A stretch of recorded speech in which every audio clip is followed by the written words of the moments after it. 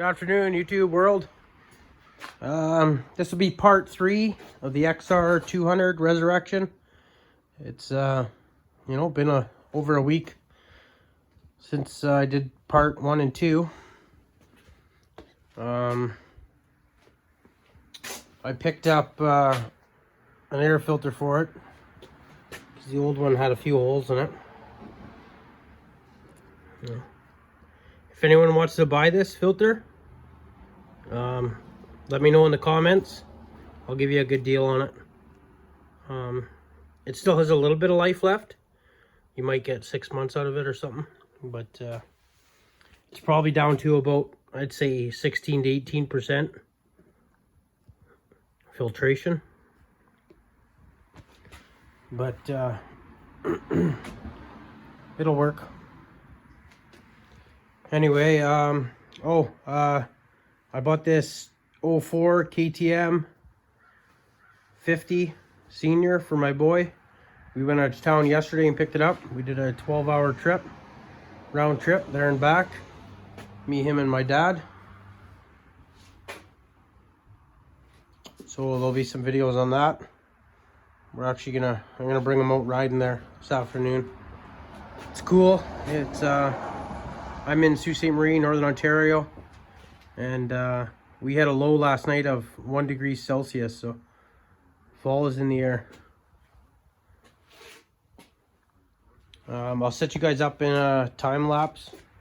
I'm gonna do the whole entire rest of this bike just in one time lapse, and then I'll come back, jump back in, and I'll do a clip of it running. Okay, I'll just let you know what's left to do. So the carbs are cleaned. You've seen that in part 2. If you haven't, then go back in the channel, watch part 1 and part 2 of this. It's the last 2 videos in my library. So we're gonna put the carbs on, put the air filter in, oil it, then put it in, put a new oil filter on, new oil, put the caps back on the valve covers, tank, plastic, seat, chain, and that's it. We'll get this thing running. Okay, stay tuned.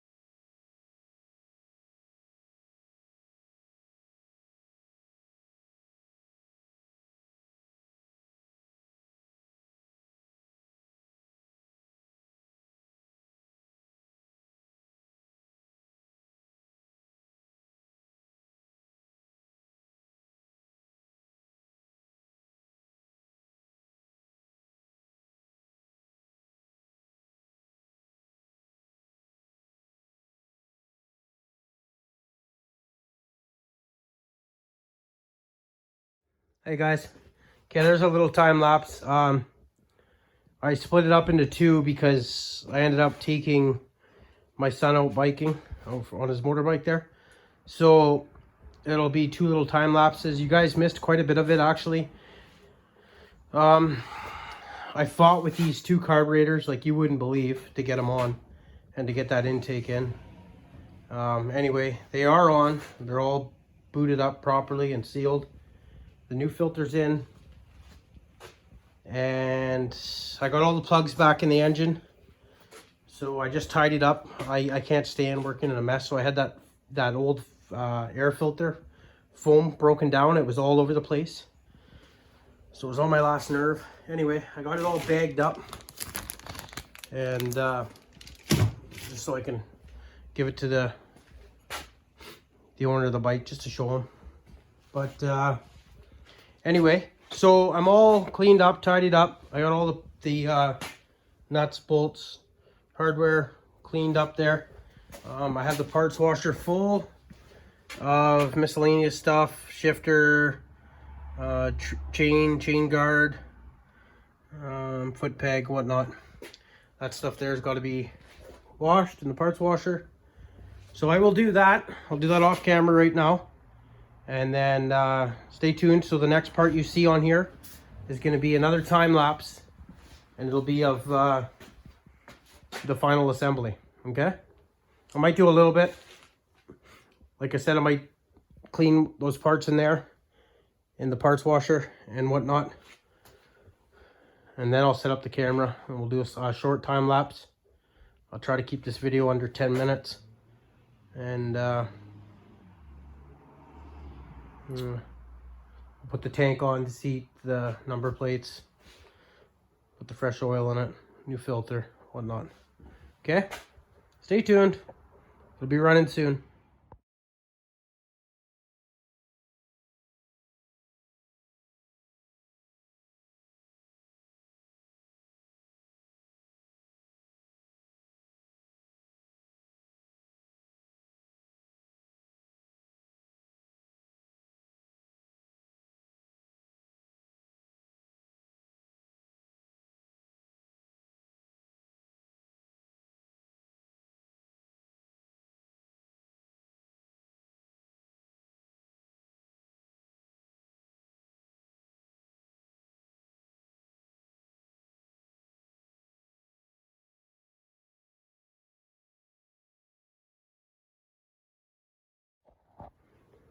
Okay,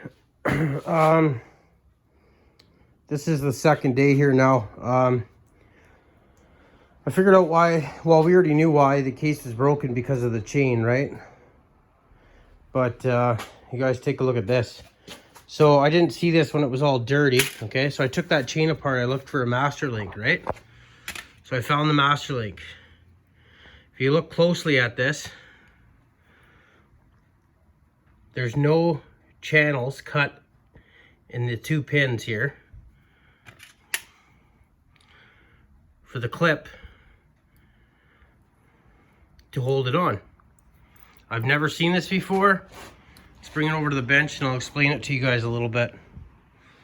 For those of you that don't know what I'm talking about, or if you do know what I'm talking about, you'll still find this interesting. Okay, so we all know the case broke on this 200 XR because it spit the chain.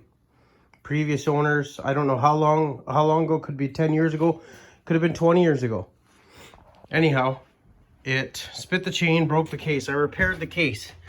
So this here is the culprit. I'd be willing to bet money on it. So here's your 520 master, okay? I think this is a 520, I'm pretty sure it is. Anyway, so here's your master, okay? Now, on your master link, this slides through, okay? Then you put a tie, this is called a tie strap, okay? So this tie strap then goes on here. Everything's distorted, and I wonder why, because it threw the chain. Anyway, I can't just put it on right now, like, by hand here. I'd have to straighten everything out. Anyway, so this slides on here, okay?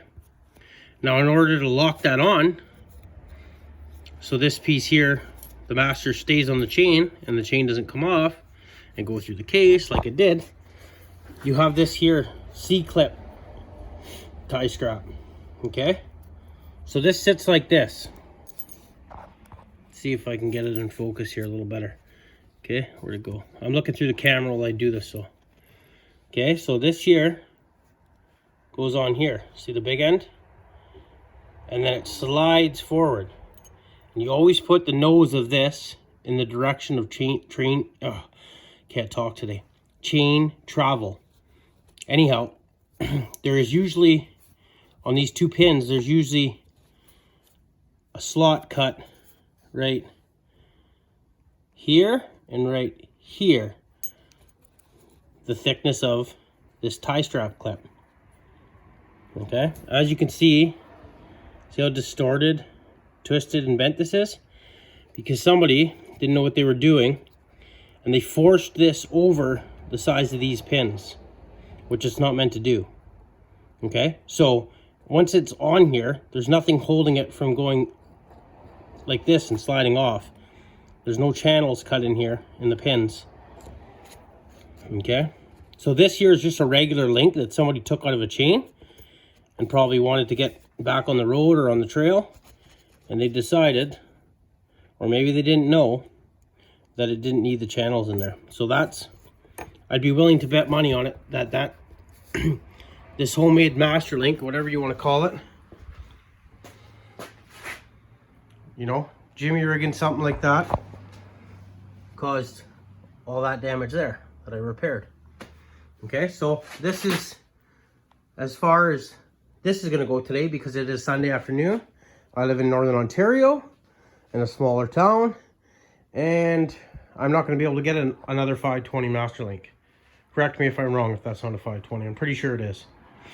Okay, so I won't be able to get a 520 master link for this today, so this is going to sit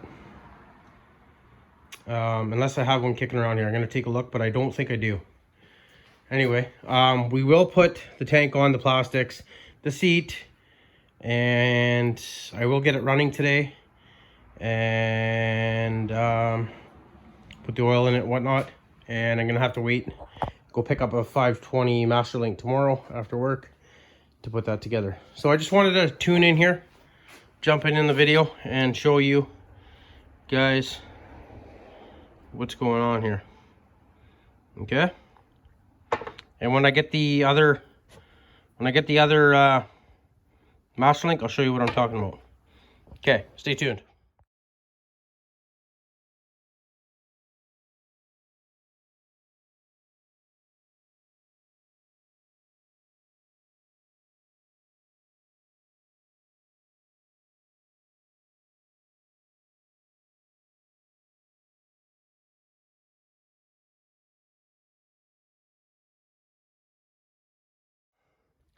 There should be, guys. The XR is complete, minus the chain. So tomorrow I'll go get a master link for that. Anyway, everything is done except for putting the oil in it. And there's the oil, 2 quarts of, what's that stuff? Honda GN4 1040. Put a new filter in it. Okay, so I'll set you guys up. Let's pour that oil in the bike, check for any leaks, and we'll go first start. Okay. Give me a minute here to get you guys set up on the bench. Actually, you guys will have another view. You'll be on my toolbox here. Make sure you're in frame. Looks good. Okay. The oil's going in. I'm just going to double check this drain plug. Get it.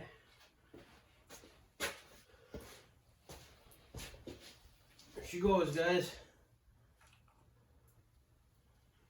Hopefully that crankcase repair holds.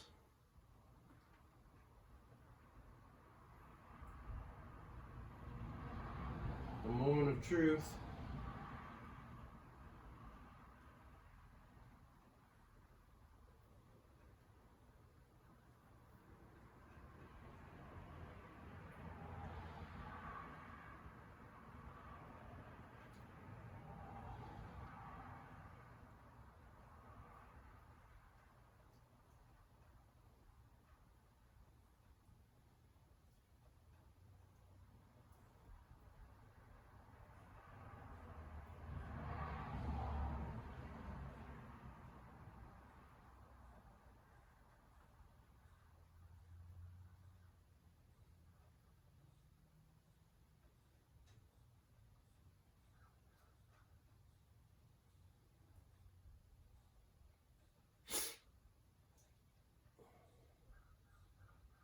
She's slow going today. It's cold here. It's only about 5 degrees Celsius today. Maybe 7.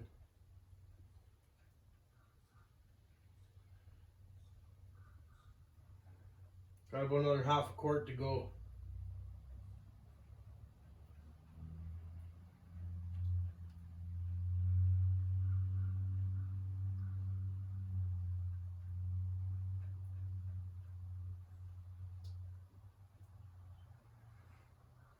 I know it calls for 2 quarts, but I am going to put 1.5 quarts in it, and I'm going to check it.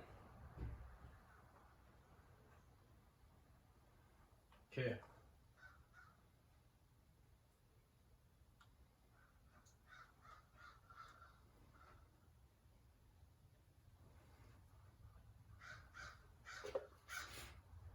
We'll seal that up.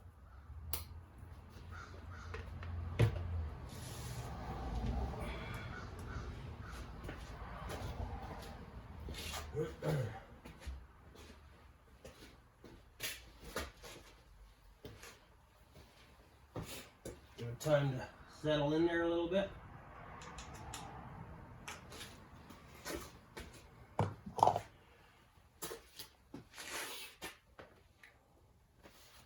Now our bike isn't sitting totally level.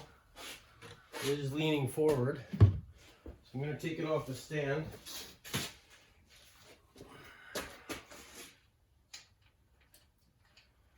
But before I take it off the stand, I'm going to go around the other side with that light.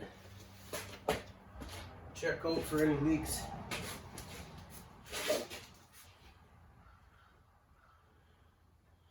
So far, so good, guys. I don't see any leaks. Looks really good, actually.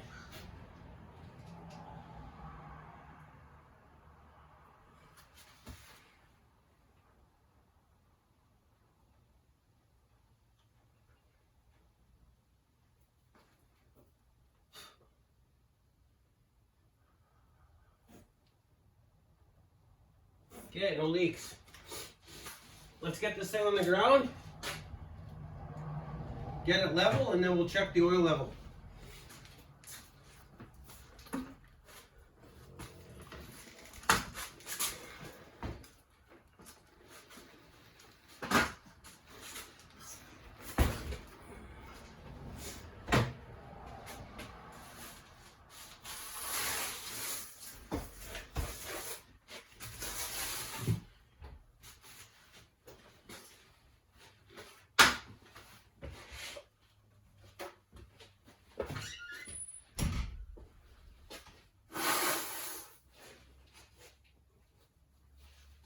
Excuse me, guys. Sorry, I'm fighting a cold. Okay. Grab a rag or light. Stand this bike straight up and down. Let it sit there for a sec.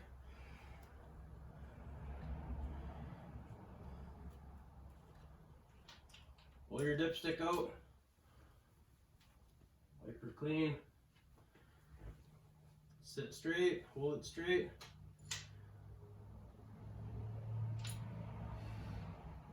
Lots of oil in there. I'm not putting any more than that in there. She's right at the line, top line. We'll check it again after I run it. Kickstand's down. Okay, this will be first start. I'm gonna double check, make sure you guys are still recording, which you are.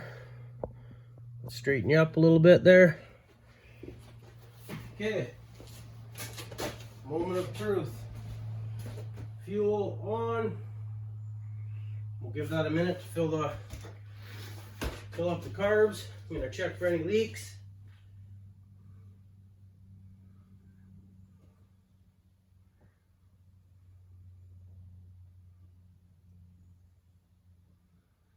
Okay, those full bowls should be getting full now. We don't see any leaks. Still nothing. Still no oil. No oil leaks. Fuel's on. Choke's up. Let's start her up.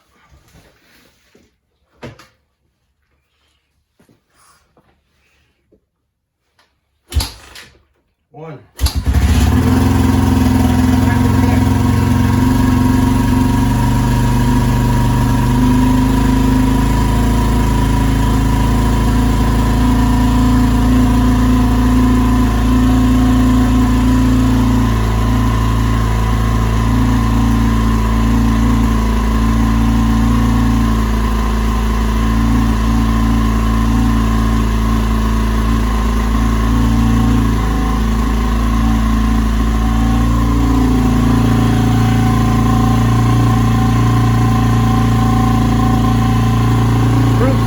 Guys,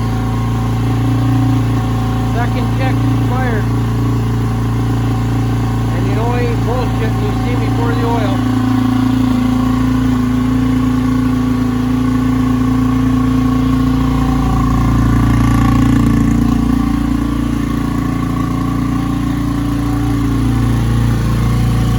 Still no leaks. Let's see if we can shut that choke off.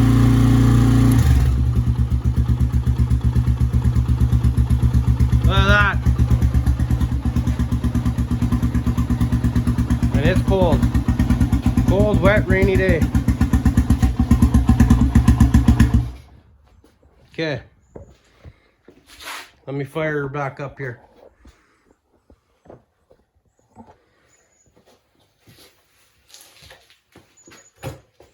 We'll give it a little more choke.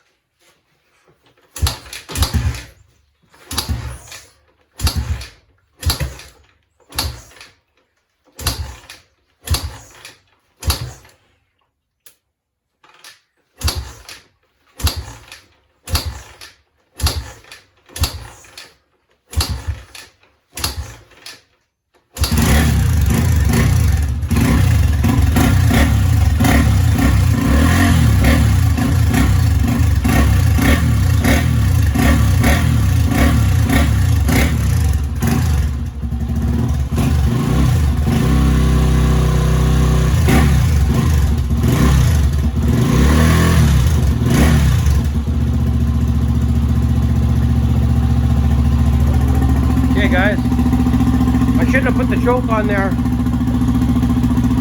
So I sketched it with the choke and it didn't want to go, so I shut it off, and then it took me a bit to dry it out. Get it to fire again. What I was doing over here, I just turned up the idle screw here. Like I said, it's cold out here. You can see it in the exhaust. Anyway, very quiet. Unbelievably quiet valves actually.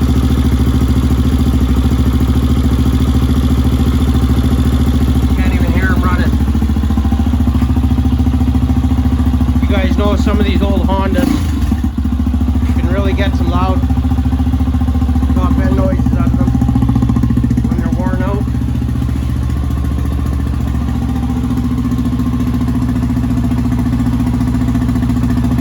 Anyway, okay, I'll end this video here. Thanks for watching. Don't forget to hit that like button, subscribe if you're not already subscribed to my channel, and leave a comment. I'd like to hear your feedback. Thanks guys, enjoy the rest of your weekend.